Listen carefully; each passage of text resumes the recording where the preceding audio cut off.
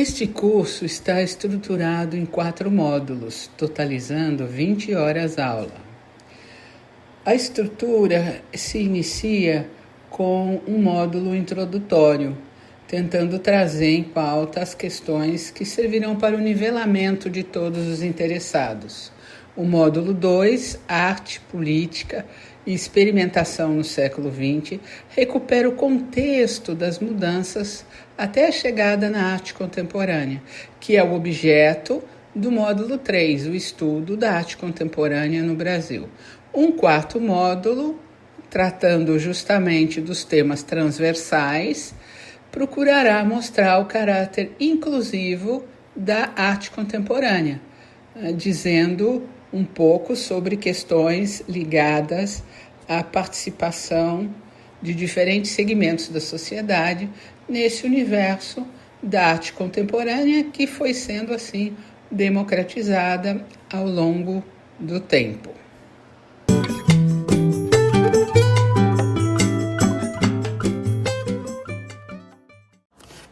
Sejam bem-vindos, sejam bem-vindas. Estamos dando início a mais uma aula do nosso curso Caminhos da Imagem, a história da arte contemporânea no Brasil. Encontramos-nos agora no módulo 2, na aula 4, Novas Mídias e a Arte Conceitual no Brasil. Este curso terá 4 módulos e estamos terminando a primeira parte, destinada a fornecer uma base geral para aqueles que não têm nenhum conhecimento em História da Arte, uma vez que esse curso é um MOOC, ou seja, um curso aberto para todos os interessados, independente do seu nível de conhecimento. E a partir do módulo 3, entraremos então no curso de História da Arte Contemporânea no Brasil, propriamente dito. Começaremos hoje falando sobre arte engajada. O que é arte engajada? É toda produção artística que assume uma posição explícita diante de questões sociais, ou seja, ela toma partido, sejam essas questões políticas, econômicas, culturais ou éticas, buscando provocar reflexão, mobilizar o público ou gerar transformações. Por exemplo, os artistas que trabalham com a questão climática, por exemplo, nós vamos ver várias possibilidades. Eles tomam um partido tentando diminuir os efeitos do aquecimento global sobre as nossas vidas, da vida da humanidade. Essa arte entende que ela tem um papel ativo na sociedade. Não é apenas uma expressão estética, não é apenas para diletantismo, para apreciação, para agradar. Ela é também para provocar e ajudar na provocação de mudanças. Então ela expressa o seu posicionamento sobre alguns temas urgentes: a opressão, a desigualdade, o racismo, as questões de gênero, as guerras, as ditaduras, o meio ambiente e os direitos humanos, por exemplo. Tudo aquilo que estiver incomodando irá causar uma reação dos artistas que trabalham com a arte engajada. Ela dialoga com os movimentos sociais e ela busca um impacto concreto, seja na opinião pública, na mobilização coletiva ou na denúncia de injustiças. Recusa a ideia de arte neutra ou puramente contemplativa, que quer dizer, você simplesmente olha para a arte, acha bonita e vai embora sem ser por ela modificado no sentido de uma questão e de muitas questões sociais. Provavelmente a primeira forma, o primeiro artista engajado tenha sido Honoré Daumier, um francês que viveu entre 1808 e 1879, um pioneiro da arte politicamente engajada na modernidade. Ele foi, por exemplo, considerado o pai da charge. Atacou diretamente o governo, a burguesia, a polícia e o sistema judicial em suas litografias para os jornais. Naquele momento, o uso de gravuras na pedra, as litografias eram muito comuns, mais até do que a fotografia. Então, ele publicava em jornais como La Caricature e Le Charivari e tinha bastante audiência. Ele inaugurou uma postura de artista como comentarista social ativo, algo novo no século XIX.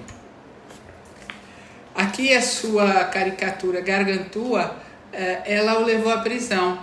E aí ele representa o rei Luís Felipe devorando o seu povo.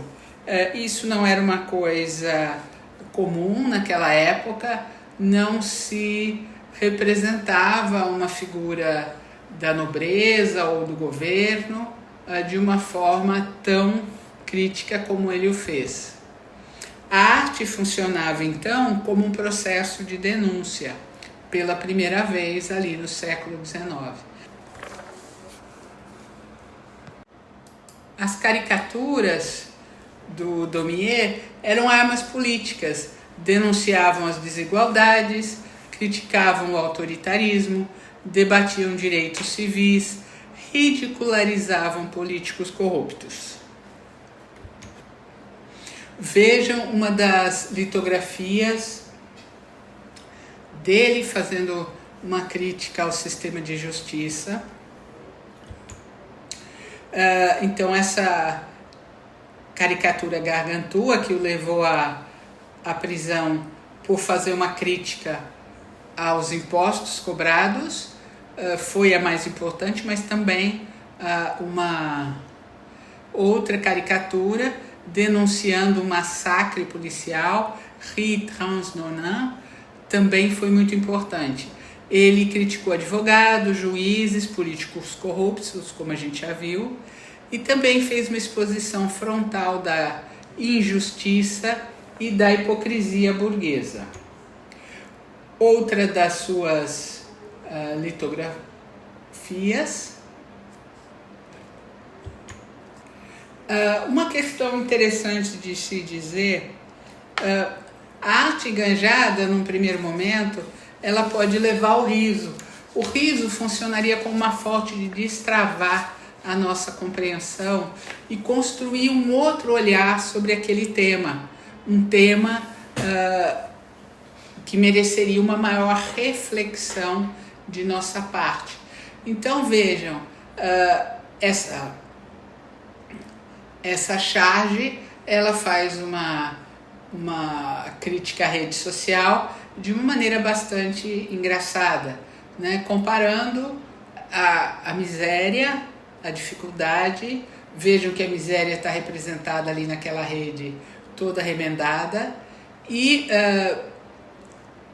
uma rede social que ignora essas questões, né, de acordo com o chargista. Outro pintor que foi muito engajado foi o Gustave Courbet, mais uma vez francês, e ele tinha um trabalho de militância social e ele era um pintor realista. Ele apoiou a Revolução, participou na Comuna de Paris e defendia uma arte anti-acadêmica ligada ao povo. Vejam o quadro dele, que é um autorretrato, O Homem Desesperado. O Courbet também retratava as pessoas mais simples, as pessoas do povo, como em Mulheres Peneirando o Trigo. Francisco de Goya, espanhol, também teve uma forte atuação na área da militância, né? Então a sua história de militância é bem longa, bem estruturada. Aqui nós temos um dos seus quadros mais fortes e mais conhecidos, ele que vivia entre o antigo e o moderno. Ele já era engajado antes da modernidade plena, denunciava os desastres da guerra, a violência estatal, dentro de um contexto pré-moderno. Vejam o quadro do Goya, Os Sonhos da Razão Criam Monstros. Outra importante artista militante, a Kate Kollwitz, da Alemanha, mostrando aí uma charge sobre as crianças da Alemanha que morriam de fome, isso em 1924. A obra dela foi divulgada no Brasil, dentro da Revolução de 1930, por intelectuais tais como Mário Pedrosa, Mário de Andrade e Flávio Carvalho, que nós vimos um pouquinho sobre a vida na aula anterior. Diego Rivera, no México, é um grande artista. Ele denunciava o imperialismo, a desigualdade, a opressão e utilizava a arte mural em espaços públicos grandes como um instrumento de educação política. Vejam esse grande mural dele fazendo vários tipos de denúncia contra os diferentes trabalhadores. Davi Sigueiros, também mexicano, com um trabalho próximo ao do Diego Rivera, fazia as suas denúncias. Aí nós temos a Marcha da Humanidade, Léon Golub, dos Estados Unidos. O trabalho dele também de forte denúncia das agressões que o povo sofria do Estado. E aqui a gente começa a ver algumas características principais dessa arte engajada. Né? Uma das características, a intencionalidade política ou social explícita. A mensagem não é apenas implícita. O artista deseja que o público entenda a sua posição. Então a sua obra tenta ser bem clara. Esse trabalho do Cildo Meirelles, Quem Matou Herzog, que consistia num carimbo aplicado sobre as notas de R$1 que circulavam na época, é uma denúncia da morte do jornalista Vladimir Herzog pela ditadura que imperava no Brasil naquele momento. Outra característica é a contextualização histórica. A obra responde a acontecimentos contemporâneos, guerras, crises políticas de Estado, ou revisa e revisita traumas históricos. Por exemplo, nesse trabalho executado sobre uma carroça, em que o artista escreve: meu trabalho é honesto e o seu, questionando aquilo que a gente considera, a gente, não nós, mas uma parte da sociedade, considera menos digno do que outras formas de trabalho. Terceira característica, participação direta do público. Muitas vezes envolve performance, ação coletiva, ocupações, intervenções urbanas. Esse trabalho do Cildo Meirelles, por exemplo, Tiradentes Totem, Monumento ao Preso Político, ele consiste em uma estaca sobre um quadrilátero marcado por um pano branco com um termômetro clínico no topo e galinhas vivas amarradas. Isso foi colocado em público e as pessoas assistiram à montagem e à reflexão. Imaginem as galinhas amarradas, o desespero delas. Quarta caracteriza o uso de linguagens híbridas. Instalação, mais vídeo, mais fotografia, mais grafite, mais mídias digitais, cartazes e, claro, protesto performático, né? Pessoas atuando, interagindo com o público. Esse é um exemplo da série Bastidores, da Rosana Paulino, que mistura técnicas de fotografia, de pintura e de bordado para fazer uma crítica contra o racismo. Uma quinta característica: o caráter crítico da denúncia questiona as estruturas de poder. Mais uma vez o Cildo Meirelles, Árvore do Dinheiro, que é um exemplo do trato do dinheiro dentro da obra do artista, trabalhando a valorização virtual da arte e dos objetos de consumo. O que significa o dinheiro na nossa sociedade? Porque alguns têm muito e outros têm muito pouco ou nada. Talvez a primeira obra de arte engajada da modernidade, né? Vimos da história, o Daumier, e aqui nós temos o Davi, também no francês. Foi uma obra criada em apoio direto ao governo revolucionário jacobino que havia se instaurado na França, né, com a Revolução Francesa. Essa obra glorifica um dos revolucionários, o Marat, como um mártir político, quase como um santo laico da Revolução. Então ela é uma obra de propaganda política clara, sem metáforas. Davi era membro ativo da Convenção Nacional e utilizou a sua pintura como arma ideológica. Por isso, muitos historiadores consideram essa a primeira obra de arte engajada do mundo moderno. No Brasil, a gente tem uma primeira obra engajada do Pedro Américo, também já falamos sobre ele na nossa aula de revisão, chamada Tiradentes Esquartejado, uma obra muito forte, difícil até de ver.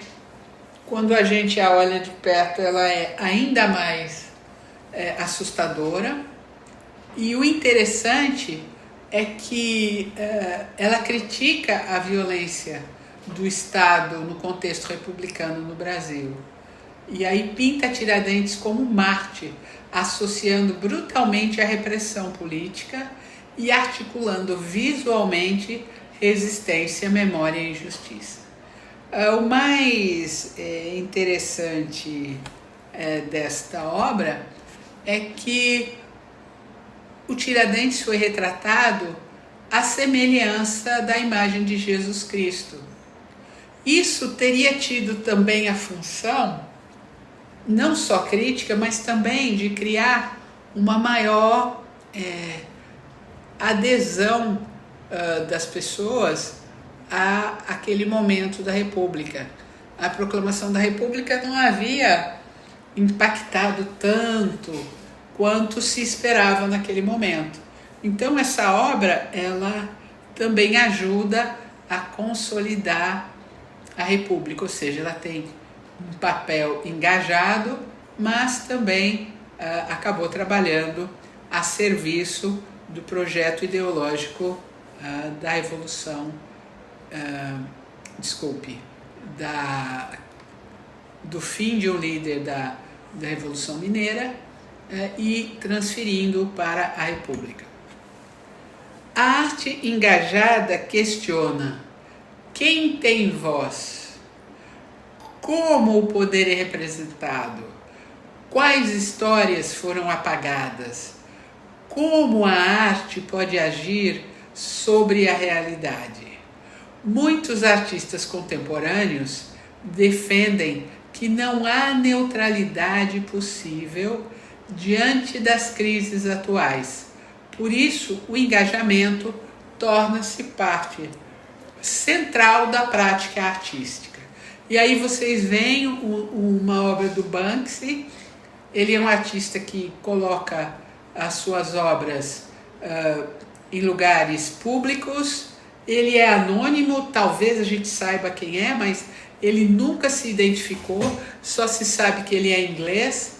E ele tem, então, de vez em quando, ele coloca uma obra bem crítica, né, como um soldado lançando flores ao invés de granadas, como nessa foto que a gente vê. Bom, a sua obra, então, desafia as normas sociais, levando os espectadores a repensarem o papel da arte no ativismo. Essa obra dele, Napalm mistura Mickey Mouse, uma figura da Disney, Ronald McDonald e a menina queimada por napalm durante a guerra do Vietnã, uma das fotos mais desesperadoras sobre o conflito que lá ocorreu.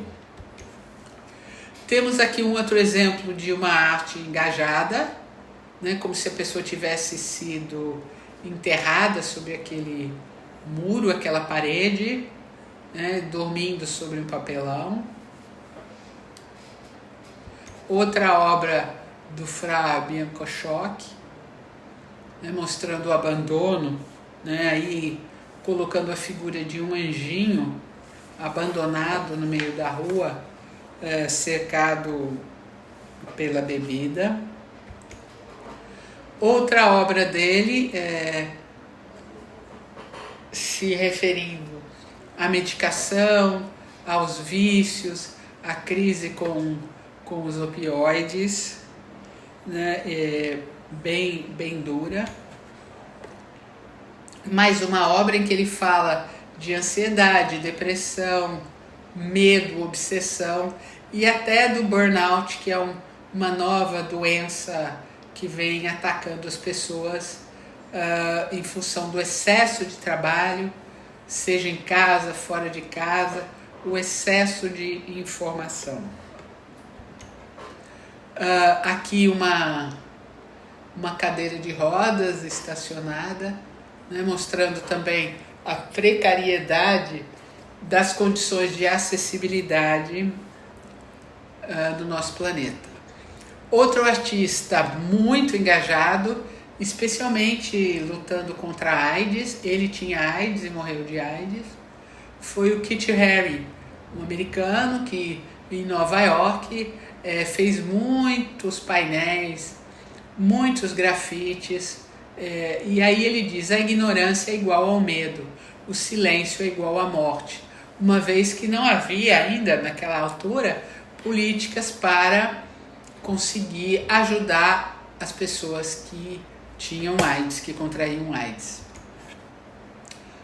Outro artista muito engajado, esse mais recente, ele satiriza sobretudo as redes sociais, é um polonês, Paweł Kuczynski, e aí vocês veem como se a rede social fosse um confessionário em que as pessoas alardeiam os seus pecados para o mundo todo, né? Então ele questiona até que ponto a gente deve postar nas redes sociais as nossas próprias questões, né? Ele acha que isso pode e vem prejudicando cada vez mais as pessoas, né? Uma outra artista, vocês veem aí uma obra também bem forte, a Pamela de Castro, com Dores Expostas, em que ela trabalha essa dupla relação. Luto como mulher, luto tanto no sentido de lutar, quanto luto pelo feminicídio que segue por todo o mundo com números assustadores. Então ela critica a morte das mulheres, o feminicídio, como algo inadmissível. A arte engajada, ela quer conscientizar. Por exemplo, nesse texto colocado numa parede, não consumir é o mais poderoso protesto. Quanto nós precisamos consumir é a pergunta. Aí um artista ou uma artista anônimos, eles passam essa ideia para refletir. Será que a gente precisa consumir tanto? Qual é o preço que o planeta paga por esse consumo sem fim? Mais uma vez, uma outra crítica com relação à ação da polícia contra os manifestantes, né? Dizendo que algumas etnias são mais afetadas pela violência policial do que outras. Um exemplo também dessa característica da performance, né? A gente vê ali uma série de elementos que estão espetados, atravessados, machucados, livros, instrumentos musicais, sacos de comida, e as pessoas então vão, através do incômodo, do barulho, usando megafones, tentar fazer com que as pessoas reflitam. Esse é o trabalho do André Komatsu.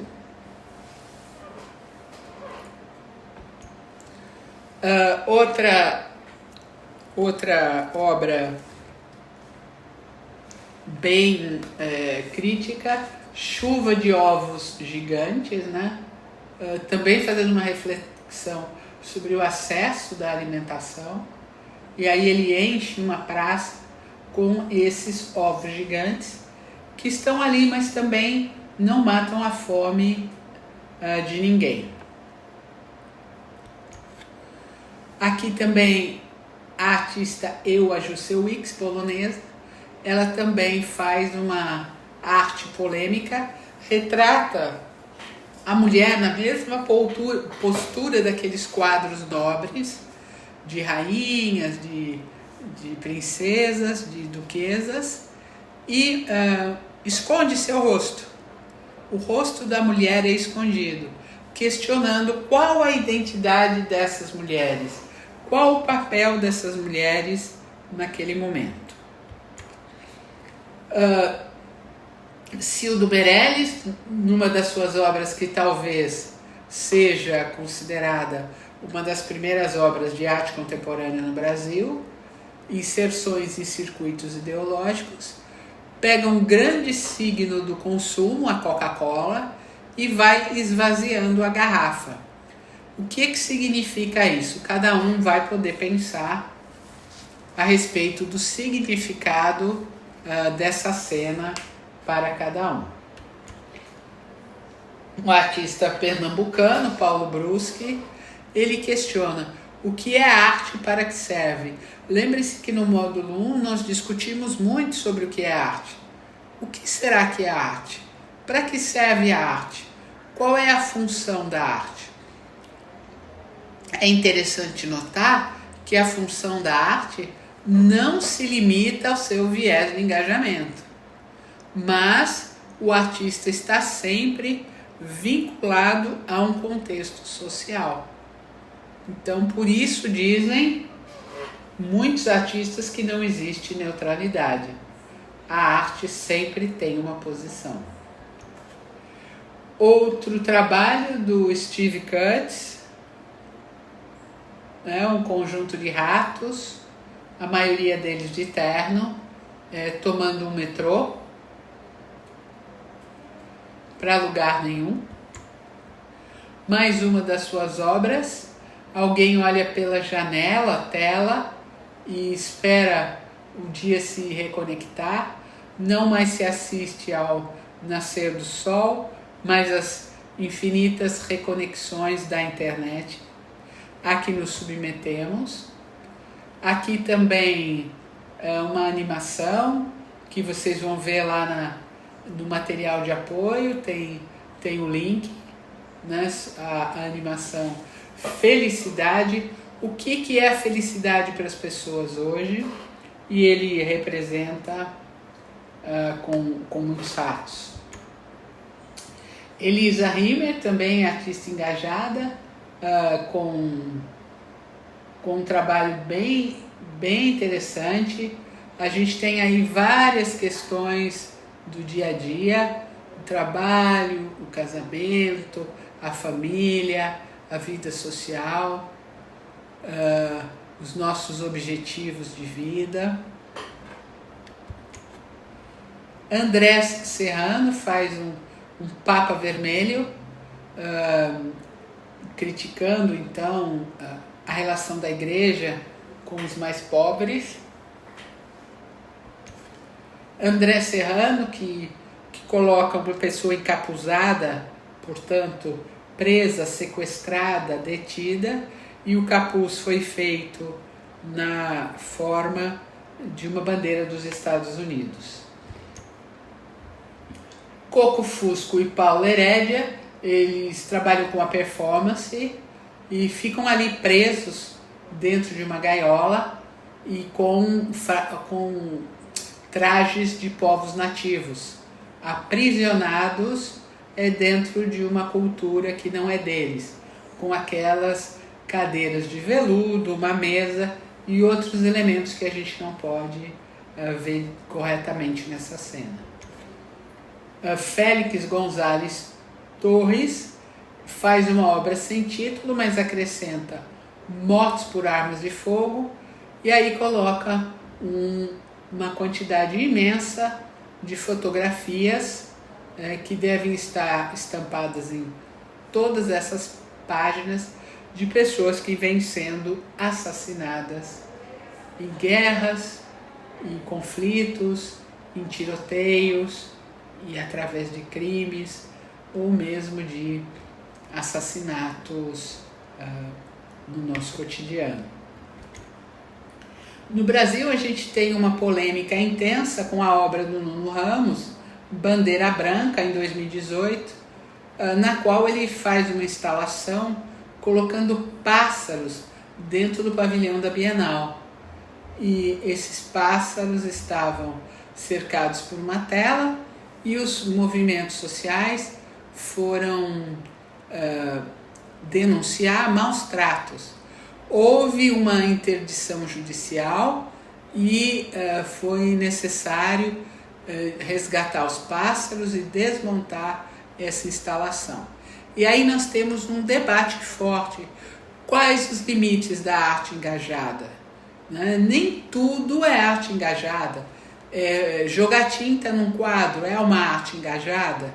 Muitos acham que sim, mas muitos acham que não, que é uma violência. Você entrar no Museu do Louvre e jogar sopa na Mona Lisa. Isso estaria além dos limites, né, da arte, como a pichação pela pichação. Alguns acham que é uma arte para criticar o capitalismo. Outros acham que apenas é a depredação do patrimônio público e privado. Tucumã Arte, um grupo de artistas argentinos, né, coloca ali: visite Tucumã, Jardim da Miséria, né, falando da pobreza daquele local.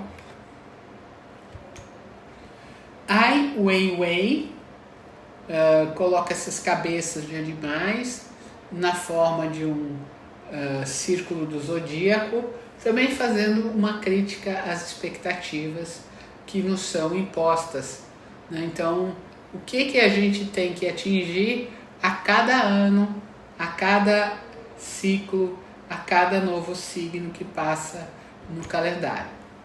Aqui nós temos um outro trabalho fazendo uma crítica à guerra da Ucrânia. Jack com Criança na Guerra, a criança vai unindo os pontos, de modo também mais uma dura crítica à guerra.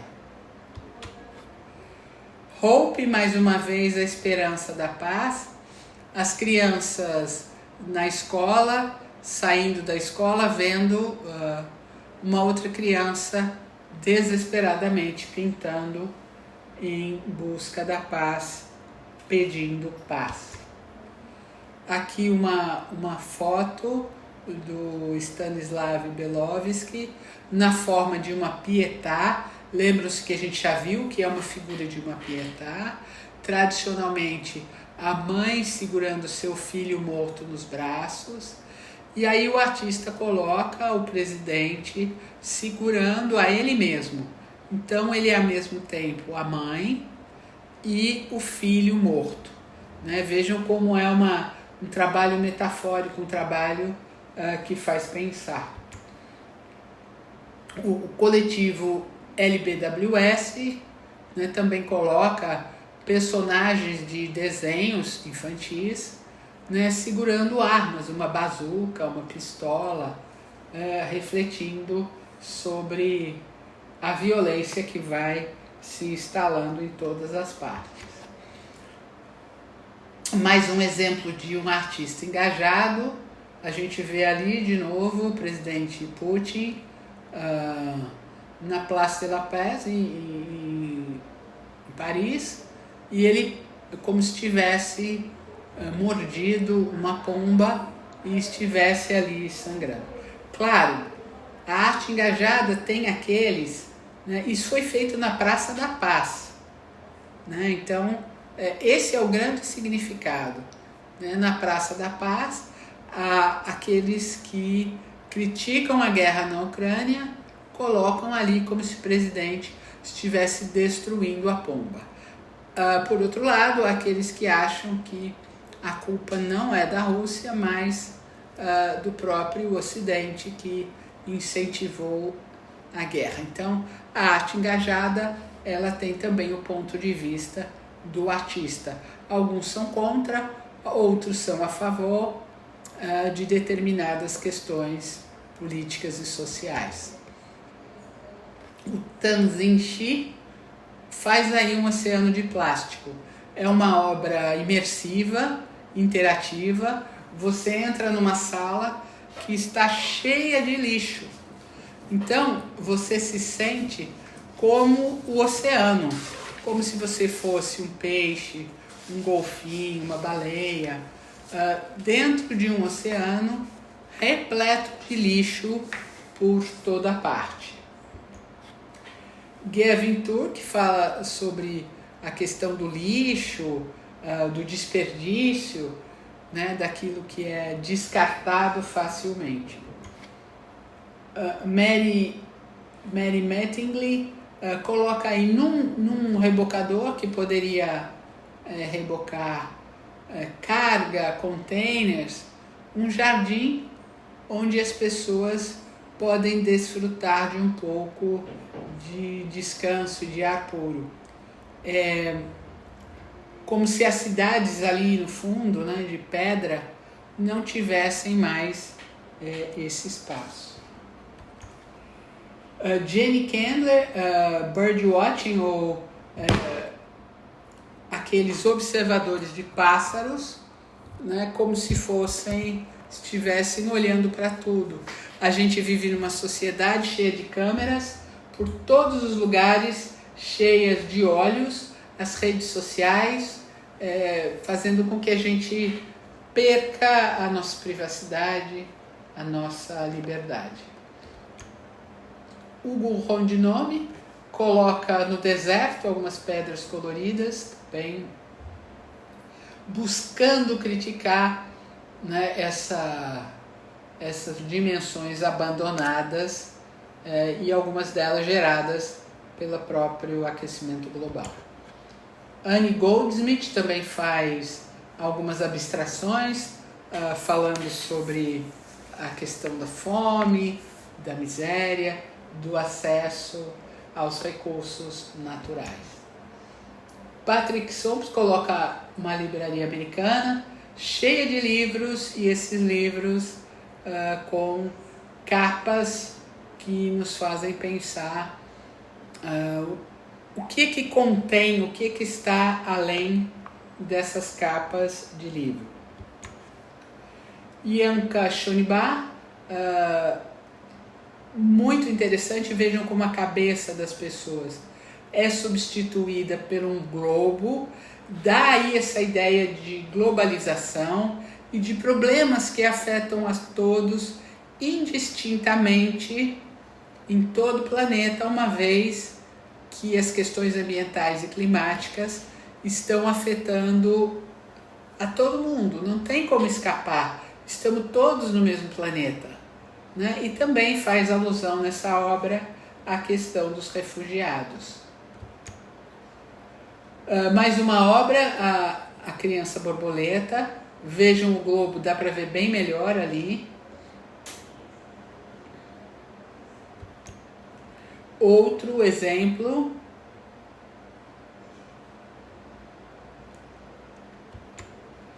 e aqui sem aquele personagem com o globo na cabeça, mas mostrando algumas esculturas que vão se derretendo. El Anatsui tenta mostrar a fragmentação da vida, a vida em retalhos.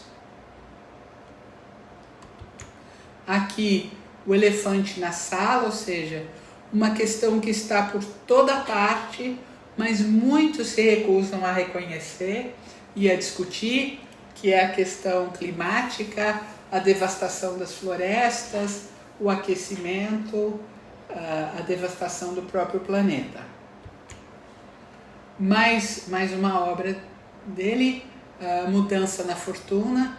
Vocês veem que tem uma virada, né? Essa faixa parece virar,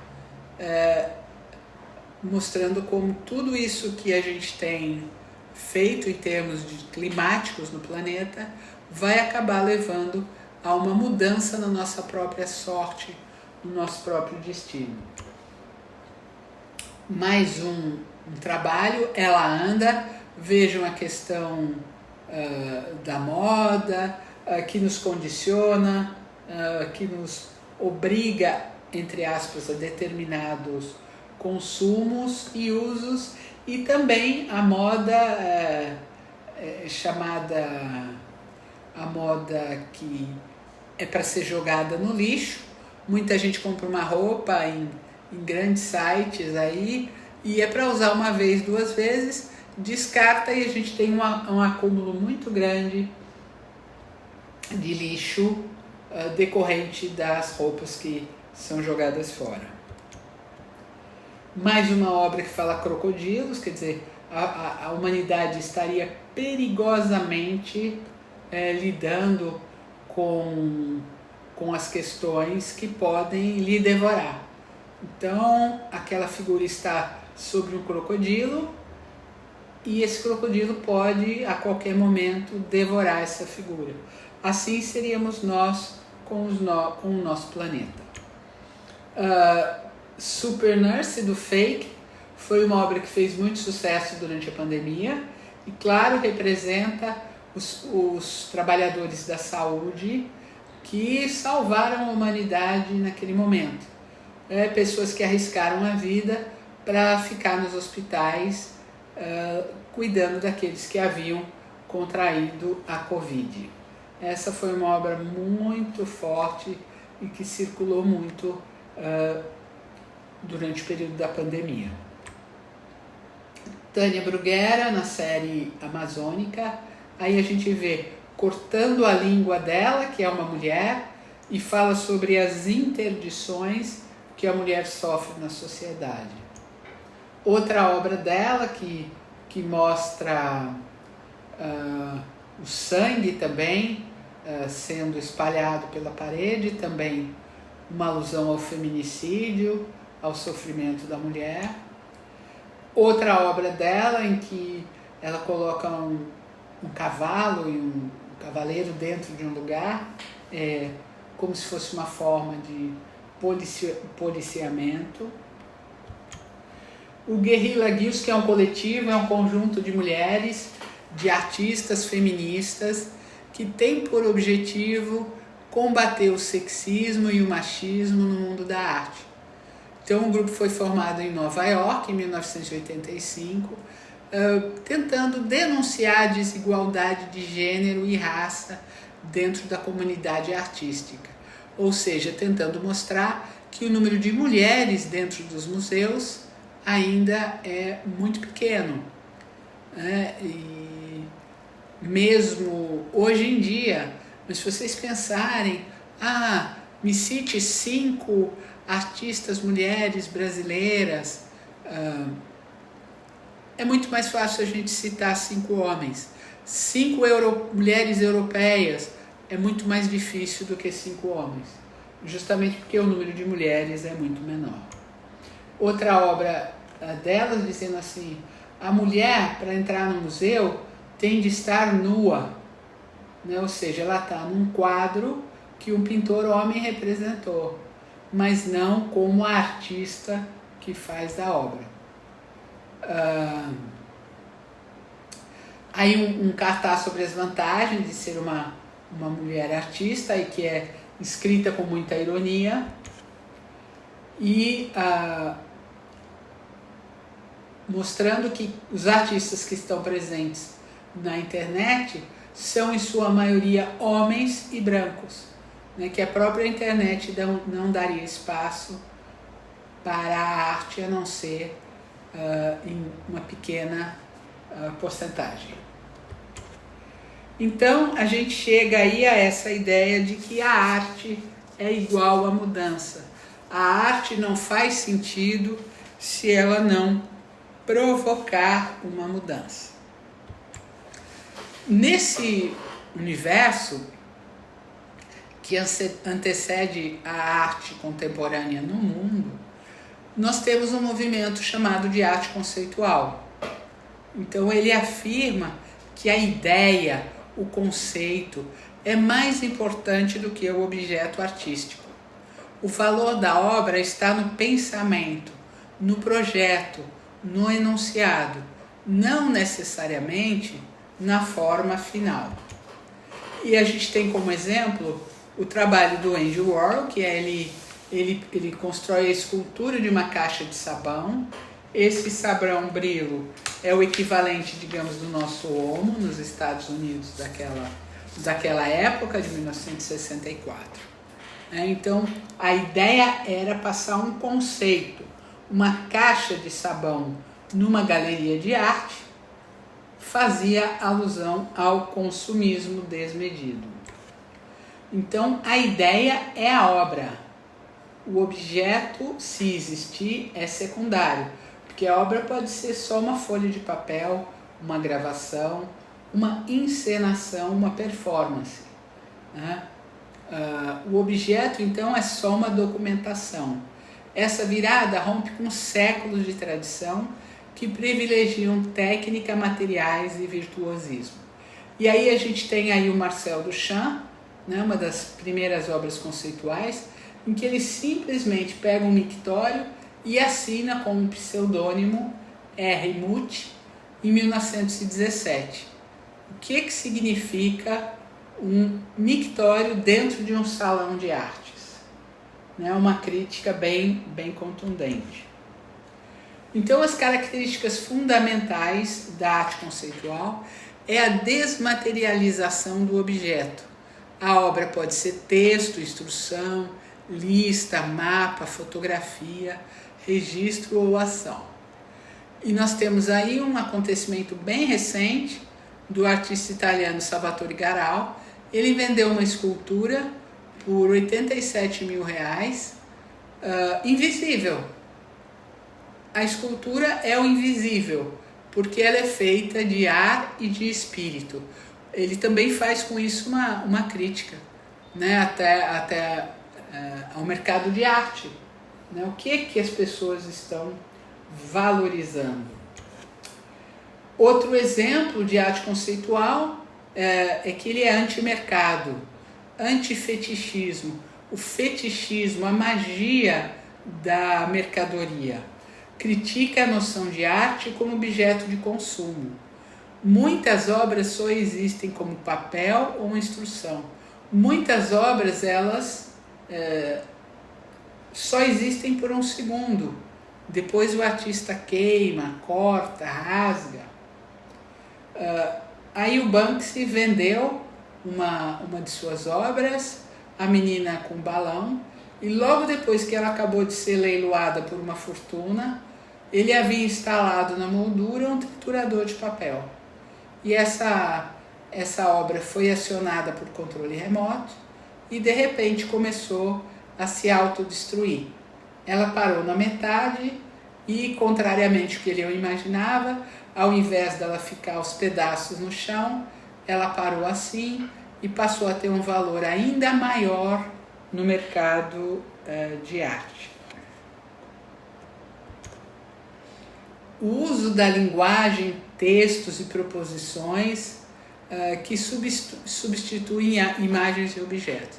Aí nós temos então uma obra do Joseph Kost, que a gente tem uma cadeira real, tá ali no meio, uma foto de uma cadeira e a definição da palavra cadeira em um dicionário. Então a arte foi ali desmaterializada. Cadê o objeto? Ela se desmaterializou para se rematerializar na forma de um verbete de dicionário. Outro trabalho bem inquietante do Arthur Barrio é o Livro de Carne, que fala sobre a racionalidade, o método, as listas, as séries, as sequências, a lógica, a matemática e a repetição, mostrando como a vida não é só essa lógica, ela é também carne.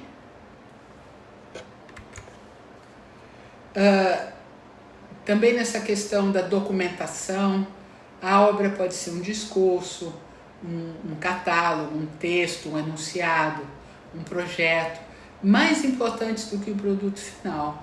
Por exemplo, o Lawrence Weiner, ele coloca esse livro está cheio de frases que descrevem obras que não existem e nem existiram. Por exemplo, uma dessas obras, 2 minutos de pintura em spray sobre o chão. Essa obra não existe. Poderia existir? Poderia. Pode ser que exista? Pode, mas na verdade ninguém sabe que obra é essa. É só um conceito. Um dos trabalhos também conceituais mais conhecidos, do Andy Warhol, essa nota de $1, ela questiona esse valor deslocado para o processo. Não se julga mais o que se vê, mas o que se pensa sobre. Dizem que o Andy Warhol tentou pagar uma conta de um restaurante com essa nota de $1, mas com a assinatura dele, porque a assinatura dele valeria um dia muitos milhões, e isso não foi aceito. E hoje, de fato, essa nota ela vale muitos milhões de dólares. O trabalho aqui do Lawrence Weiner é um quadrado removido de um tapete em uso. Então vocês podem observar que logo ali, sob os pés da cadeira, sob um dos pés, falta um quadrado.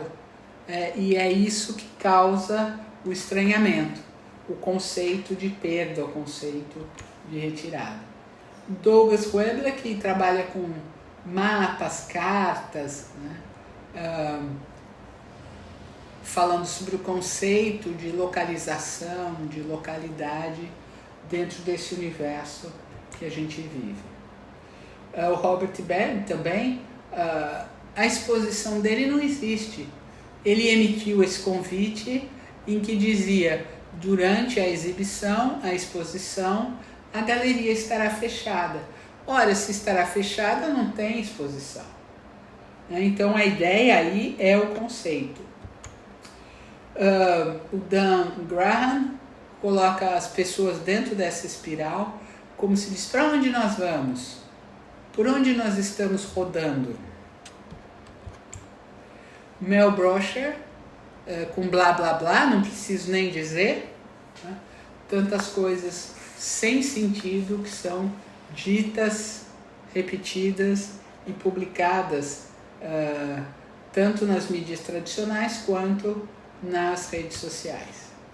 Luiz Kamnitzer, do Uruguai, Left Lovers, ele fala sobre os restos e o sangue e o que significa. Quer dizer, nós estamos nas sobras, muita gente vive das sobras de uma sociedade composta por poucas pessoas. Marcel Broodhaters, da Bélgica, também faz esse painel com ovos quebrados, ovos vazios, ovos sem o seu conteúdo mais importante, a gema e a clara, questionando o vazio das nossas existências. O coletivo Art Language do Reino Unido, em que ele coloca uma série de frases amarradas em elos, chamando de retratos de um sonho. Tudo isso destacando o caráter conceitual da obra de arte. Bom, chegamos então na parte final, falar um pouquinho sobre as novas mídias. Como é que a arte se apropria e utiliza as novas mídias? O primeiro exemplo dessas novas mídias, dessas novas tecnologias na arte, é a chegada do vídeo. O primeiro vídeo, Porta-Pac, da Sony, em 1965, transformou a arte, passando a ser utilizado como um instrumento. O chamado pai da videoarte, o Nam June Paik, da Coreia do Sul, começou a trabalhar com a distorção das imagens em aparelhos de televisão. Então aqui a gente tem um jardim, em que ele coloca várias televisões. Ele utilizava ímãs e outros recursos de interferência nos sistemas dos aparelhos para questionar o que estava sendo veiculado por essas novas mídias. Aqui a gente tem um neon do mapa dos Estados Unidos, em que ele tenta colocar o motivo gerador de economia em cada um dos estados Unidos. Aqui a gente tem uma obra, vejam, ele colocou um magneto, um ímã muito potente, e o sinal da televisão foi destruído. Lógico que isso destrói a TV. Se alguém colocar um ímã na sua televisão, vai destruir a televisão.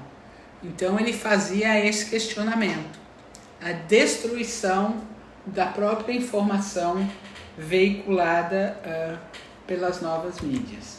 Mais um trabalho dele, ele coloca aí duas televisões, né, criando um animal, né, vejam, um cachorro, e eles chamam de dogmatic, né, como fazendo então relação aos dogmas da sociedade, e também a dog, que é cachorro em inglês.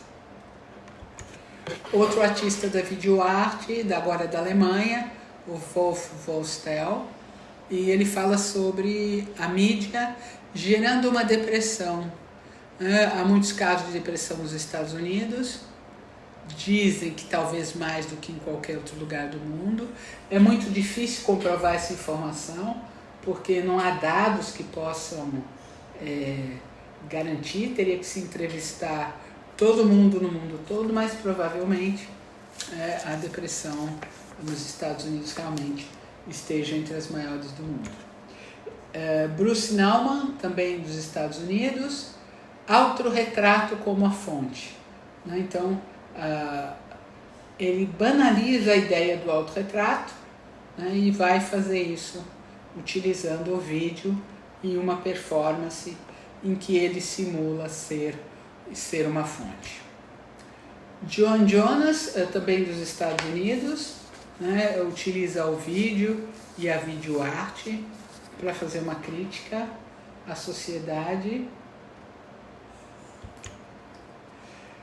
O Peter Campos, aí a gente tem 3 transições. Ele faz um vídeo em que o rosto dele se mexe como se adequando às diferentes situações. Cada vez que a gente entra num lugar, a gente assume uma nova postura, uma nova máscara. Trabalhando diretamente com os objetos utilizados na pesquisa da física, por exemplo, os osciloscópios, ele começa a criar imagens abstratas geradas por esses equipamentos, que em geral são utilizados tanto para a física como na medicina, na astronomia, enfim, distorcendo o papel inicial do equipamento para transformar em arte. George Ness trabalha então com arte generativa. Na verdade, o que esses artistas da arte generativa fazem é criar um programa de computador. E é esse programa de computador que vai gerar as imagens e depois elas são impressas. Então, cada imagem é única e é gerada pelo programa de computador. O artista não interfere, ele só faz o programa. Só entre aspas, por favor. A Vera Molnar, uma das mulheres pioneiras em arte generativa, ela também fazia os programas, os softwares, e eles eram então impressos depois e vendidos na forma de impressões. Charles Ksuri, Problema Cósmico, também feito por computador. Manfred Mohr, da Alemanha. Mais uma vez, já mostrei para vocês o título na forma numérica, ou seja, uma das obras geradas pelo programa que ele criou, nesse caso P197J. Harold Cohen, do Reino Unido, também gerado por computador. O Dan Flavin, ele gera por computador e constrói, ele não imprime. Aí nós temos uma instalação feita com neon. James Turrell, Alpha Pink, também gerado por computador.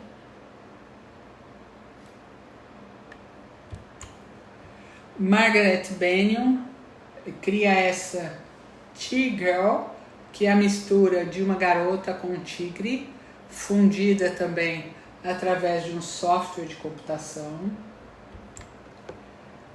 Olia Lianina, ela faz aí Agatha Appears, né, uma figura que aparece randomicamente, aleatoriamente, a partir da interferência do programa de computador.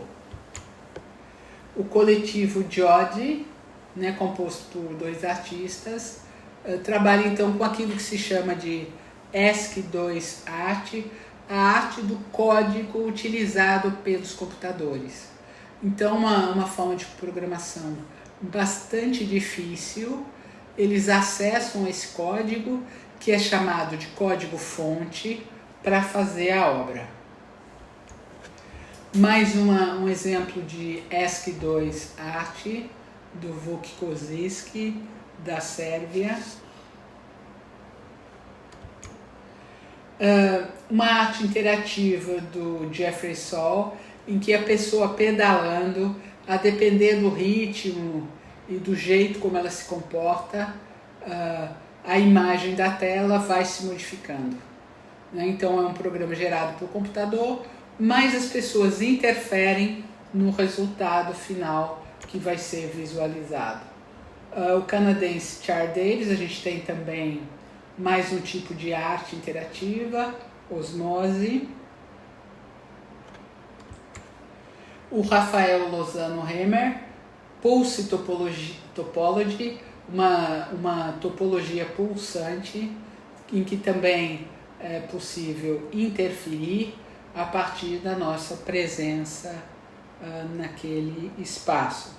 E uma última obra do Casey Reed, dos Estados Unidos, criou uma linguagem de processamento, de programação muito forte nos dias de hoje, Procidius, utilizada para fazer arte, realidade virtual, criptoarte, levando aos limites essa relação entre a arte e a tecnologia. Bom, então, a partir de agora a gente entra mais especificamente na arte contemporânea e vamos no Brasil, a partir do módulo 3, a arte contemporânea no Brasil. Muito obrigada pela presença, não deixe de consultar os nossos materiais de apoio e até breve!